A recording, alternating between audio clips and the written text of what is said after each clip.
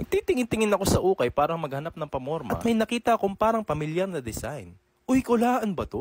Kulaan nga! Di na ako nagpaligoy-ligoy pa at binayaran ko na agad to sa counter dahil 50% off sila. Sa halagang 700 ko lang to nakuha at may kasama pang t-shirt at isang polo. At syempre ang gagawin natin dito ay i-restore natin para mas gumanda at maggamit ulit. Let's start fam! As you can see, faded na yung kulay niya at kailangan na siyang ma-full repaint. Panigurado is expired na rin ang glue nito kasi for sure matagal to natambak. Quick trivia lang, binili ni Nike si Cole Haan noong 1988. Kaya rin siguro nag-come up sila sa idea, nagawa ang sole nito sa rubber at Eva foam. At nabuo ang Cole Haan dahil sa dalawang founders na ito, na si Trafton Cole at Eddie Haan. Sikat ang sapatos na ito lalo na sa mga naghahanap ng comfort at elegant na shoes. Marami rin kasi sa amin nagpapagawa nito at nagtatanong kung nagre-restore din ba kami ng mga leather shoes. Dito ay lilinisin na natin ang laces gamit syempre ang Resurrect Premium Shoe Cleaner ni Kick Salvation. After natin linisin ay ibabad lang natin ito at iset aside para mas lalo matanggal ang kumapit na dumi. Ito namang mga tinatanggal ko is yung Eva foam at ito ang reason kung bakit mas komportable ang sapatos na ito. Para ka lang naka-elegant shoes at the same time nagsuot ng rubber shoes. Medyo matibay itong part na to kaya tinatanggal ko gamit ang magic water. So yan, natanggal ko na lahat at kailangan na natin i-prep ang uppers. Fast forward ko na to guys dahil matagal ang process ng prepping at regluing. And don't worry fam, kung gusto nyo rin makita ang full steps on how to reglue, pwede nyo i-check out ang mga previous videos namin. Enjoy watching!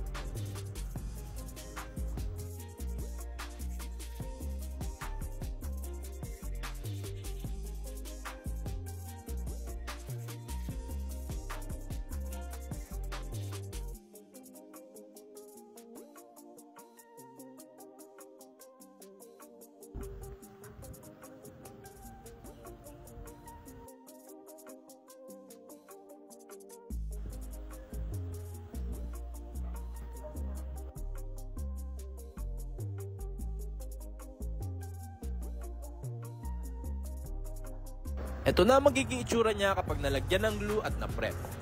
Ditong part is nadikit ko na yung Eva foam niya sa midsole at ididikit naman natin itong cork material niya sa side.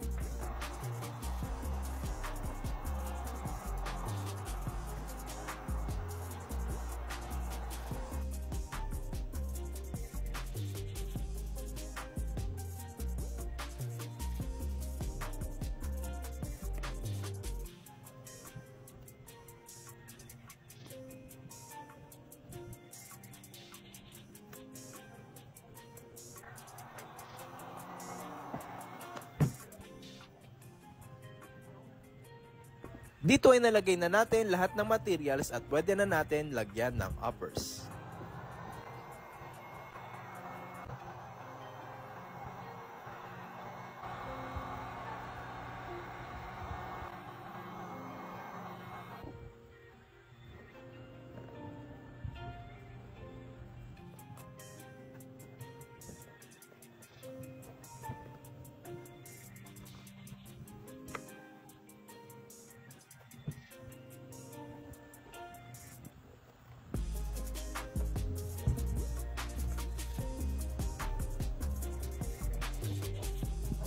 Sinisigurado ko talaga at nilalagyan ng pressure ang mga na-heat gun na parts dahil kapag tumigas na ito ay hindi na ulit ito didikit. Syempre dahil faded na at para mas gumanda pa lalo ay kailangan natin itong i-repaint. Black ang napili kong color dahil bagay ito sa lahat ng outfit at iteterno ko kanina sa nabili kong polo shirt.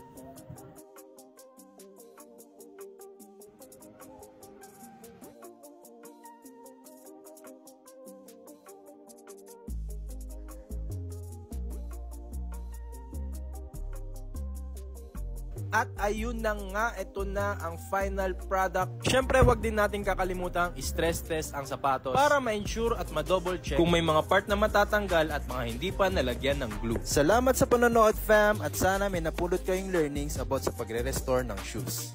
Kung may mga questions naman kayo, comment lang kayo sa baba at susubukan naming sagutin yan. Ito ang before niya at ito na ngayon siya after. Nilagyan ko rin to ng shoe tree para bumalik ito sa dating form at tikas. Pwede nyo rin ito i-try, fam, basta may idea lang kayo at knowledge about sa shoes and sa pagre-restore ng sapatos. Hindi lang din ito about sa pagre-restore, bukod sa mura na at abot kaya, pwede nyo rin itong i-resell at pagkakita dahil matututo kang mag-recycle, makakatulong ka rin sa environment na imbis itapon ay pwede pa ulit magamit. Yun lang. Hanggang sa muli, KS Fam. Peace out. Kailangan nyo ng mga shoe cleaning products. Is available yan dito sa Kick Salvation. I-check nyo lang yung link sa comment below.